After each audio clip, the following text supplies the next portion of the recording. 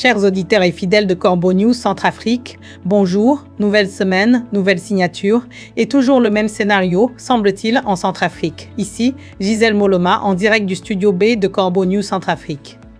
Je suis ravie d'accueillir mon cher Anselme Mata, notre plume affûtée, pour décrypter cette actualité qui, comme souvent, sent le déjà-vu. Bonjour Anselme. Bonjour Gisèle, quel plaisir d'être avec toi pour décortiquer cette actualité qui à première vue semble positive, mais qui, comme souvent, cache bien des réalités.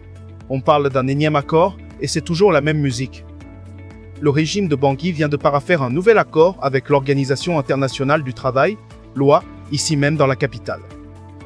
Ah, une cérémonie officielle. Je devine, pour comme d'habitude, peaufiner l'image du pouvoir. On nous vante un État qui se soucie des droits des travailleurs, une collaboration censée garantir des emplois protégés.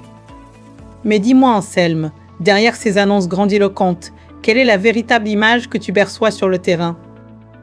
C'est là que le bas blesse, Gisèle. Ces déclarations ronflantes dissimulent une réalité économique terrible pour la population.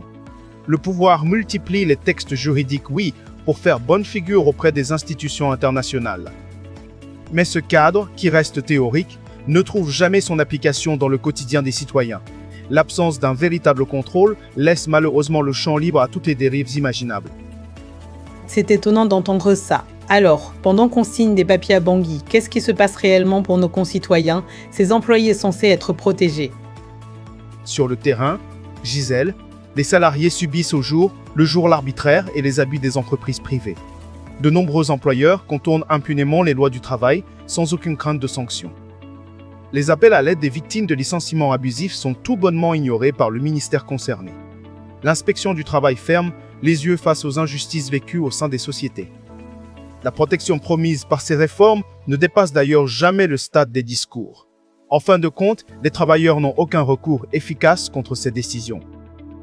C'est une situation qui frise l'absurdité, Anselme. Donc, le dictateur Faustin Archange Touadéra et son entourage préfèrent célébrer des signatures de documents plutôt que de défendre leurs propres ressortissants.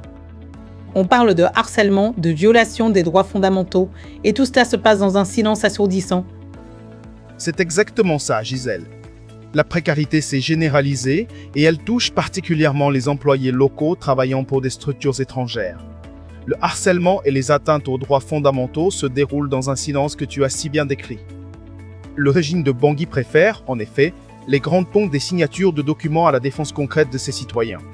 La propagande étatique transforme un simple accord administratif en une prétendue victoire sociale. Mais la déconnexion entre cette rhétorique officielle et la précarité vécue sur le terrain demeure totale. Les promesses de justice sociale, elles, s'évaporent aussitôt les allocutions terminées. Un constat amer, n'est-ce pas? Un constat qui nous pousse à nous interroger sur l'efficacité réelle de ces accords, Anselme. C'est donc une nouvelle page qui s'écrit, ou plutôt un nouveau tour de manège pour paraphraser. Merci beaucoup Anselme pour ces éclaircissements très importants. Cet article, mes chers auditeurs, nous est parvenu de la plume de Sylvie Vicos. Merci à toi Gisèle.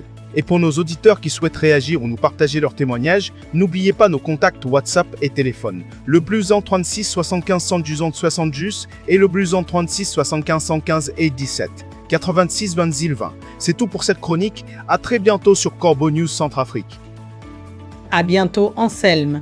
Et à vous tous, fidèles de Corbeau News Centrafrique, restez connectés pour d'autres décryptages incisifs.